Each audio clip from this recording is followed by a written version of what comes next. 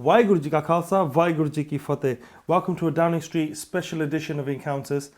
Today we're going to be speaking to a delegation of National Union of Journalists officials who will be visiting Downing Street and presenting them with a letter that was passed via a motion that was unanimously passed by the Conference of the National Union of Journalists a couple of months ago. Part of this delegation and the people we'll be speaking to is Adam Smith, who's the joint president of the National Union of Journalists, John McDonnell MP for Hayes and Harlington, who happens to be the secretary of the National Union of Journalists Parliamentary Group. Also will be Parvinder Singh, who's a journalist. He's the author of a book called Crystal Nacht, The Sikhs' Crystal Nacht, 1984. And Phil Miller, the man who famously found the documents early in this year in January, which implicated the British in Operation Blue Star in the planning and advisory roles. And at the moment, we don't know what else that the British are implicated in with regard to 1984. Also, other members of the delegation include Francis Rafferty, Michael Calderbank, and Tan Manjit Singh Desi, who's a prospective Labour MP in next year's coming elections. Without further ado, we're going to go to Downing Street now, where they're handing in a letter to the secretary at 10 Downing Street for David Cameron for his attention and for him to then further act upon what it is that's demanded in that letter. So let's go and see the footage from 10 Downing Street.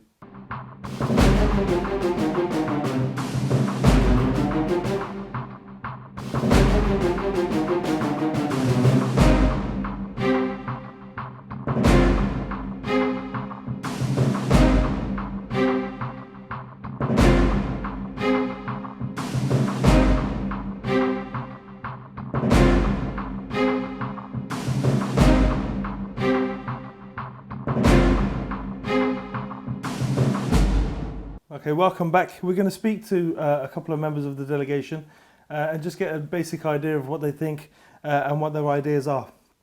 If I can, Andy, hello, welcome to the show. I'd like to ask you, Andy Smith, being the joint president of the National Union of Journalists, what do you hope to achieve by this letter? And what I mean by that is, do you think it will be effective and do you think it will be listened to and actioned upon? Okay. Hello. Well, obviously what we are backing is a call for a judge-led independent inquiry.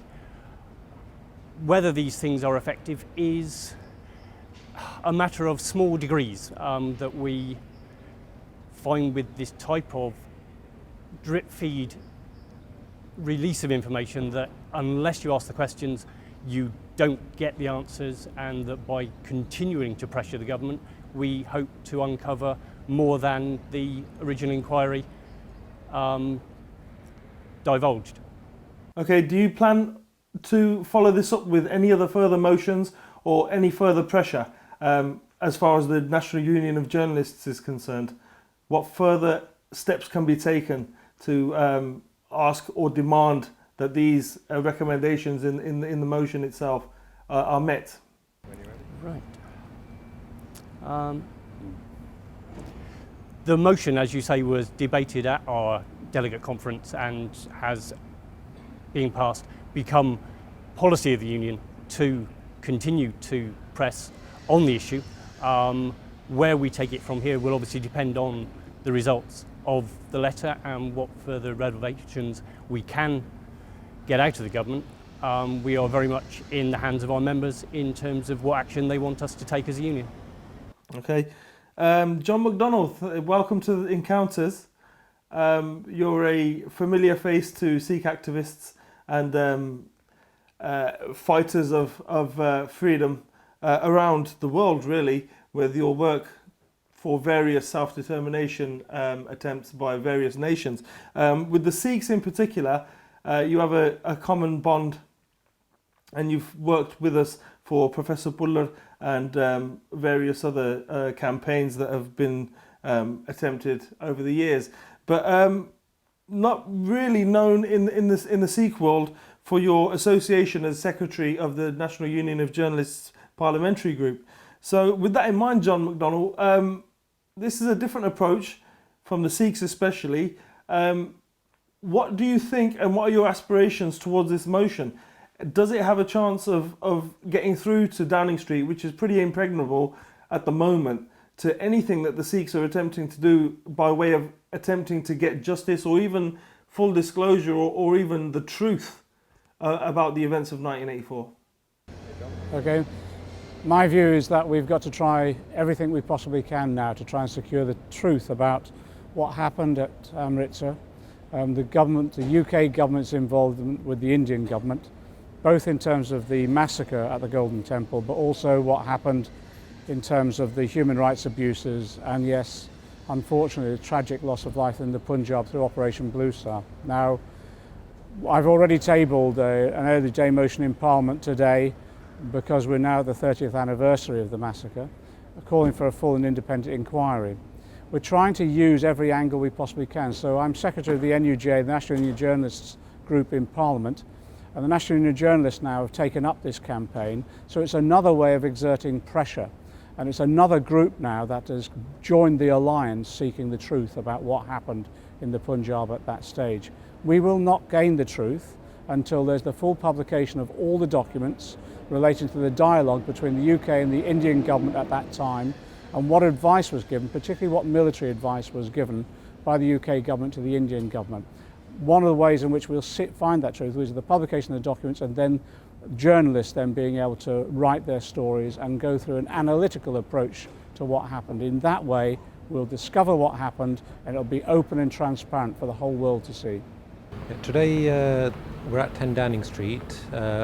We've been joined by Phil Miller, the researcher who uncovered many of the revelations which obviously we're all trying to grapple with regards to 1984. A lot of good work has been done since then by the National Union of Journalists, and it's an honour to have joined them today while we're presenting to the Prime Minister requesting for a full independent public inquiry into 1984 and the extent of the British government's involvement, the government of 1984, the Thatcher government of the time.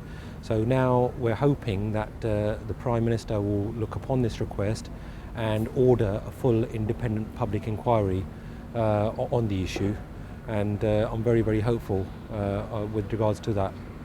And ਇਸ ਜਿਹੜੇ ਸੰਗਤ TV ਜਿਹੜੇ ਦਰਸ਼ਕ ਨੇ ਇਹਨਾਂ ਨੂੰ ਮੈਂ ਇਹ ਦੱਸਣਾ ਚਾਹਾਂਗਾ ਕਿ ਅੱਜ ਅਸੀਂ ਇਹ ਜਿਹੜੀ ਮੁਹਿੰਮ ਹੈ ਜਿਹੜੀ ਸਿੱਖ ਕੌਮ ਨੇ ਜਿਹੜੇ ਸਿੱਖ ਜਥੇਬੰਦੀਆਂ ਨੇ ਵੀ ਚਾਲੂ ਰੱਖੀ ਹੈ ਕਿ ਆਪਾਂ ਜਿਹੜਾ ਪੂਰਾ ਦਬਾਅ ਪਾਉਣਾ ਹੈ ਸਰਕਾਰ ਤੇ ਕਿ ਉਹ ਸਾਨੂੰ ਨਿਰਪੱਖ ਅਤੇ ਪੂਰੀ ਜਾਂਚ ਜਿਹੜੀ ਹੈ 84 ਤੇ ਜਿਹੜੇ ਦਸਤਾਵੇਜ਼ ਨੇ ਉਹਨਾਂ ਦੇ ਬਾਰੇ ਵੀ ਉਹ ਪੂਰਾ ਸਾਨੂੰ ਦੱਸਣ ਕਿ ਜੋ 84 ਦੇ ਵਿੱਚ ਜੋ ਜਿਹੜੀ ਥੈਚਰ ਦੀ ਜਿਹੜੀ ਸਰਕਾਰ ਸੀ ਉਸ ਸਮੇਂ ਦੀ ਵੀ ਉਹਨਾਂ ਨੇ ਕਿਸ ਹੱਦ ਤੱਕ ਜਿਹੜੀ ਇੰਡੀਆ ਦੀ ਸਰਕਾਰ ਦੇ ਨਾਲ ਉਹਨਾਂ ਨੂੰ ਸਲਾਹ ਮਸ਼ਵਰਾ ਦਿੱਤਾ ਅਤੇ ਸਾਡਾ ਇਹੀ ਸਾਰਿਆਂ ਨੂੰ ਬੇਨਤੀ ਹੈ ਕਿ ਜਿੱਦਾਂ ਅੱਜ ਨੈਸ਼ਨਲ ਯੂਨੀਅਨ ਆਫ ਜਰਨਲਿਸਟ ਜਿਹੜੇ ਇਕੱਠੇ ਹੋਏ ਨੇ ਇੱਥੇ ਤਾਂ ਦਾਸ ਨੂੰ ਵੀ ਮੌਕਾ ਮਿਲਿਆ ਉਹਨਾਂ ਦੇ ਨਾਲ ਉਹਨਾਂ ਦਾ ਸਾਥ ਦੇਣ ਦਾ ਕਿ ਆਪਾਂ ਸਾਰੇ ਰਲ ਮਿਲ ਕੇ ਸਰਕਾਰ ਤੇ ਇਵੇਂ ਹੀ ਦਬਾਅ ਪਾਈ ਰੱਖੀਏ. Now we're going to speak to Parvinder Singh and Phil Miller. Welcome to Encounters, Parvinder and Phil. Basically, you've successfully delivered the letter. Parvinder, you were one of the people that put this motion to the conference, the full conference, 1,300 members of the National Union of Journalists. It was passed unanimously. It was a welcome development amongst academic Sikhs who understand that the need for the wider community outside of just the Sikh community itself to establish facts, and by forcing a government to come clean and help us establish those facts. Baji, what do you think is now achievable, and what do you think is required now to maintain the pressure other than what you've done yourself? Yeah, as you say, Baji, the National Union of Journalists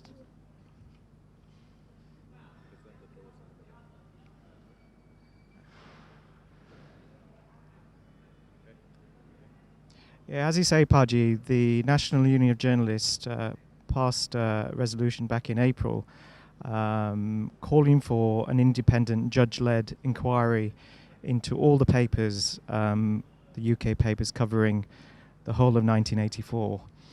And that's why we're here today, handing this letter to David Cameron, calling for that and also calling for full disclosure, because we were led to believe that we would get full disclosure and transparency in the events of 1984 and in relation to the Indo-UK relationships that were built during that year. And the breadth of feeling now amongst the Sikh community, and you saw that on the very large demonstration on Sunday. The feeling is that the truth hasn't come out, and we're only asking for transparency and full disclosure, and that's the reason why we are here.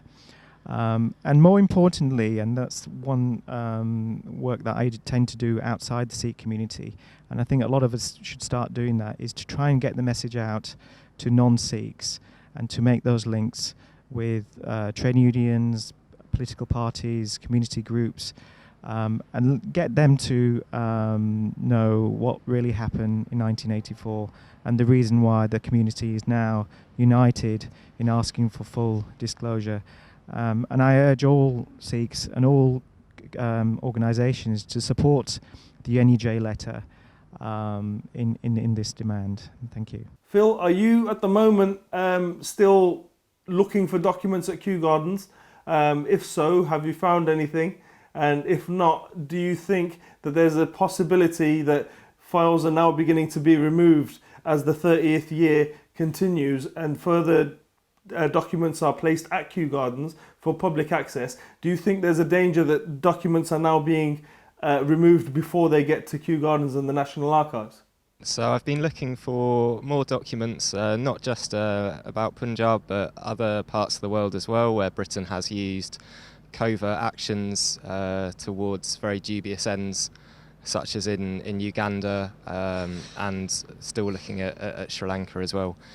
I think in August this year there should be another batch of documents released to the National Archives, and we should all look at those very closely and see if there's anything new there. Of course, there's a chance with documents might have been tampered with or otherwise removed. The British government, the British state, has quite a illustrious track record of doing that type of thing. So we just have to see what we can find and keep looking, pursuing other avenues as well, not just at the archives, but perhaps other ways of finding documents or talking to people who were involved at that time, and just see what we can find. Parvinder and Phil, if there's anything that you think that I haven't addressed today with regard to the process you've just engaged in, which is the beginning of a process, if there's anything you'd like to tell the Sangat that you think would be pertinent for them to know at this point, feel free to tell us. Yes, and finally, I urge all Sikhs and all Sikh organisations to support the National Union of Journalists letter in calling for an independent, judge-led inquiry into all the papers concerning 1984 throughout the year. Thank you. Well, thank you for that, Baji. I appreciate that. I'd like to also say on behalf of Encounters, thank you for allowing us to be part of the delegation today. That is all that remains to be said. To be fair, we appreciate you've watched Encounters today. We've brought you information about further steps that are being taken, the pressure that's being applied to 10 Downing Street, not only from the National Union of Journalists, but from the Sangat at large. We've had 60,000 people in London this week. We've had New York, we've had San Francisco. The Sangat is not going to forget what happened 30 years ago. It has no intention of forgetting what happened 30 years ago. And anybody that assumes that it will sooner or later fade from memory may as well think again. This is not going to fade from memory. Justice is demanded. Justice will be achieved. Vaheguru Ji Ka Khalsa, Vaheguru Ji Ki Fateh.